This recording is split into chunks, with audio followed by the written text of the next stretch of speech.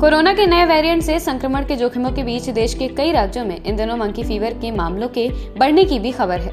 स्वास्थ्य अधिकारियों ने बताया कि पिछले 15 दिनों में कर्नाटक के उत्तर कन्नड़ जिले में इस संक्रामक रोग के मामले तेजी से बढ़े हैं। 31 संक्रमितों में से 12 मरीज अस्पतालों में भर्ती हैं, जबकि बाकी का इलाज घर पर ही किया जा रहा है। सभी की हालत स्थिर है और अब तक कोई गंभीर मामला सामने नहीं आया है। मंकी फीवर का पहला मामला 16 जनवरी को सामने आया था।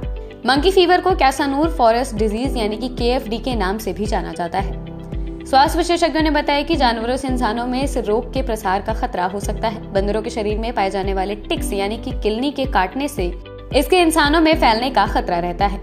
भारत के कुछ हिस्सों विशेष रूप से कर्नाटक, महाराष्ट्र और गोवा में इस रोग के मामले सबसे ज्यादा रिपोर्ट किए जाते रहे हैं। कैसानूर फॉरेस्ट डिजीज के बारे में जानिए। KFD या मंकी फीवर मनुष्यों के लिए घातक भी हो सकती है। समय समय के साथ इसके लक्षणों के बिगड़ने का खतरा हो सकता है, जिसको लेकर सभी लोगों को सावधानी बरतते रहने की जरूरत है। इस संक्रामक रोग के कारण अचानक बुखार आने, गंभीर सिर दर्द, मांसपेशियों में दर्द और थकान जैसे लक्षणों का खतरा हो सकता है। बीमारी बढ़ने के साथ उल्टी और दस्त जैसे गैस्ट्रोइंटेस्टाइनल लक्षणों का भी खतरा हो सकता है। गंभीर भी हो सकते हैं इसके लक्षण। स्वास्थ्य विशेषज्ञ कहते हैं मंकी फीवर के गंभीर मामलों में नाक से खून आने और मसूड़ों से रक्तस्राव जैसी रक्तस्रावी समस्याओं का भी जोखिम हो सकता है।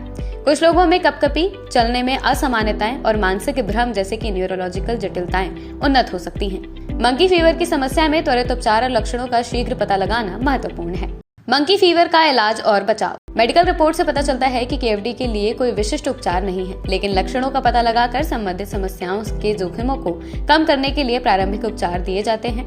रक्तस्रावी विकार के लक्षण वाले रोगियों को अस्पताल में भर्ती होने और खूब पानी पीते रहने की सलाह दी जाती है।